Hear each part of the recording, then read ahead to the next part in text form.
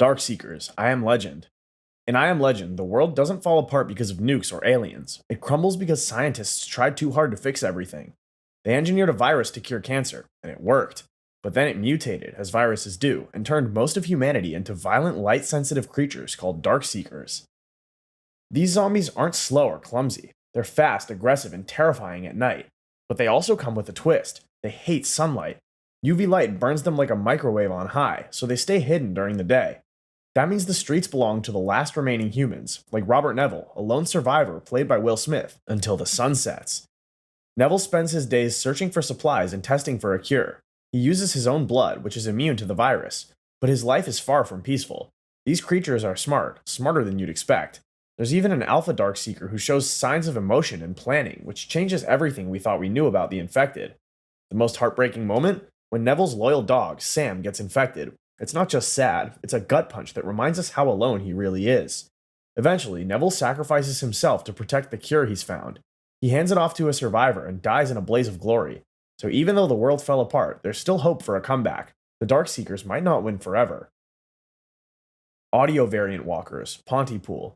Now imagine this. You're safe inside a building, doors locked, windows boarded, no zombies outside. But you say the wrong word, and boom, you're infected. That's the kind of nightmare Pontypool delivers. This isn't your typical zombie outbreak. These creatures, called audio variant walkers, are infected not by a bite, but by language. Yeah, words. The virus spreads through speech, especially common phrases like I love you or honey. Once you hear it, your brain starts to glitch. Victims first repeat words obsessively, like a broken voice memo, then they lose control completely, turn violent, and start acting like classic zombies, except faster and much weirder. What makes them scary isn't just the infection, it's that you don't know which word is deadly. There's no clear rule. Something harmless one moment could kill the next. It's like playing Russian roulette with every conversation. These zombies hunt in groups. If they hear you, they swarm. And once they know your location, they slam into your shelter until they break in. If you can't escape, you're done. And forget about radio, podcasts, or calls. All audio could be a death sentence. The movie mostly takes place in a radio station, which is extra ironic. A place built for communication becomes the deadliest place to be. The only way to survive is to either stop speaking completely or twist the meaning of words so your brain doesn't understand them anymore. Romero Zombies, Night of the Living Dead, Dawn of the Dead. You know that slow, creepy shuffle zombies do? That's thanks to George A. Romero. He didn't invent zombies, but he defined them in The Night of the Living Dead, 1968, and Dawn of the Dead, 1978. His zombies don't sprint, scream, or use weapons. They just walk. But don't get too comfy. What they lack in speed, they make up for in numbers and hunger. In Romero's world, anyone who dies turns into a zombie, bitten or not. Car accident, heart attack, don't matter. If your brain isn't destroyed, you're coming back. This rule makes death itself the enemy, so you're not just worried about getting bitten, you're scared of anyone dying near you, because they'll get back up in about 3 to 5 business minutes. These zombies also don't give up. In Night of the Living Dead, they pound on boarded up houses like it's their full-time job. They don't care about pain, and they don't stop until the wood breaks, the doors fall, or you make a dumb move and yell. Then it's over. In Dawn of the Dead, survivors hide in a shopping mall, and the zombies still find their way in. They don't need directions. They just remember where people used to be. Creepy, right? Romero's zombies might be slow, but they represent decay, death, and the collapse of society. And when the world falls apart, these guys rise. Demonic Runners, Wreck series. Now let's speed things up, with a twist. The Wreck movies come from Spain, and they start out like classic infection stories. There's something darker underneath. Demons. Yep, the zombies in Wreck aren't just sick, they're possessed. Technically, it's a virus, but the infection has demonic origins, which is like taking a flu and mixing it with an exorcism gone wrong. These zombies are fast, aggressive, and come at you like they've had 6 espressos in a bad day. One bite, one scratch, one drop of blood, and you're next. It spreads through saliva, blood, and other fluids, and it even affects animals. Yeah, even your cat isn't safe. The terrifying part is that these zombies are not just mindless.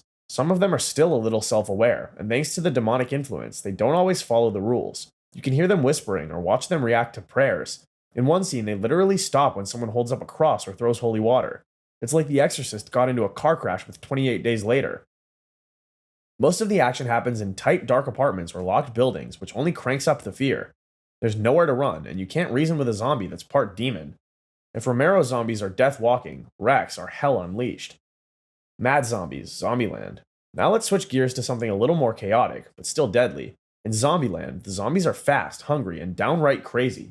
These aren't your moaning, limping types. These are mad zombies, called that because the disease comes from a mutated version of mad cow disease. So, yeah, technically a hamburger ended the world. These zombies can sprint, jump, climb, and sometimes they're so wild you'd think they were trying out for the Olympics. They respond to sound and light, and if they see or hear you, they will chase you. The only advantage you have is your brain, and even that might not help if you're not thinking fast enough. In one famous scene, the survivors climb to the top of a carnival ride to escape, only for the zombies to climb up after them. It's like your worst game of tag, except the losers get eaten. But Zombieland adds humor to the horror.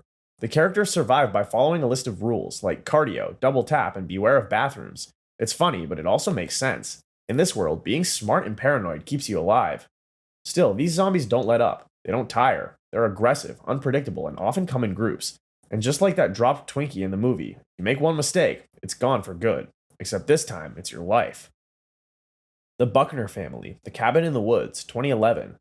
At first glance, The Cabin in the Woods looks like your standard horror movie.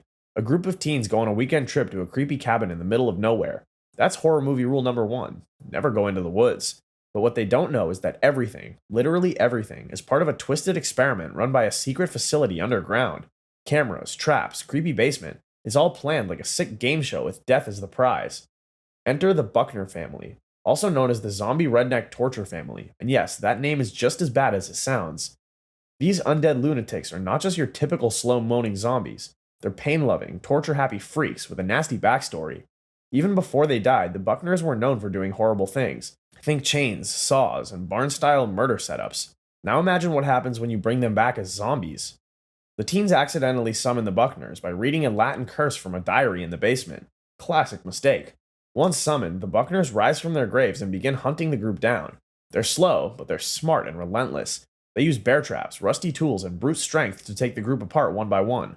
What makes this group so terrifying isn't just their look or weapons, it's the way they act. They enjoy the killing, they drag it out, and they're not just here for food, they're here for pain. In the end, the Buckners are only one of many monsters in the facility. But they leave a mark, both on the characters and the audience. It's horror inside horror, a scary movie that laughs at itself and still leaves you horrified. Crawlers, The Descent, 2005.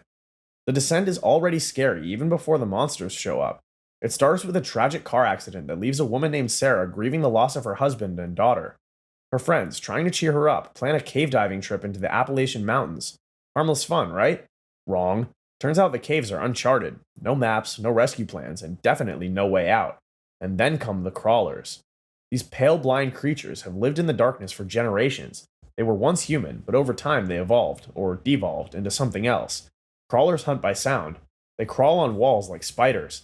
Their skin is stretched thin, and their faces are sunken like melting wax. You never hear them coming until it's too late, and when you do, it's already over. Trapped underground, the group of friends has nowhere to run. The crawlers strike from the shadows, dragging people into the dark. Every sound, every scream draws more of them. The worst part? The claustrophobia. The narrow tunnels, the broken flashlights, the echo of footsteps. Every second feels like a panic attack. What makes the crawlers so terrifying is their realism. There's no virus, no curse, just evolution gone wrong. Nature doing its thing. It feels like something that could happen if you looked too deep into the earth and didn't like what stared back. The Descent doesn't just scare you, it makes you feel trapped in the dark, praying for a way out. T-Virus Zombies, Resident Evil, film series. Welcome to the world of Resident Evil, where science said, let's make zombies, and then forgot how to stop. In this universe, the Umbrella Corporation is a mega company that's good at two things, shady labs and ruining the planet. They create the T-Virus, a bioweapon designed to reanimate dead cells. Sounds cool on paper, until it turns half the population into flesh-hungry monsters. The T-Virus doesn't just infect humans, it also infects animals. Think zombie dogs, crows, even giant mutant lickers with tongues like grappling hooks. The infected start as slow shamblers, but the longer the virus mutates, the worse things get. Some become fast, others turn into hulking creatures with armor skin, and a few even gain psychic powers. Yes, psychic zombie bosses. Totally fair. Alice, the main character, is one of the few immune people, and she becomes the face of resistance. She fights through 6 films of escalating chaos, battling mutant monsters, robot drones, and corporate goons with god complexes. What makes the Resident Evil zombies especially brutal is the unpredictability. One wrong turn in a hallway could lead to a swarm of biters or bioengineered nightmare that shrugs off bullets like mosquito bites. And even when there's a cure, it's dangerous. Too much of it? Boom, you turn into a tyrant, a monster with claws and superpowers. The worst part? Umbrella just keeps making more viruses. Like, at this point, it's less science and more how do we end the world creatively today. Survival here is more about luck than skill. Unless you're Alice, you're probably dead for.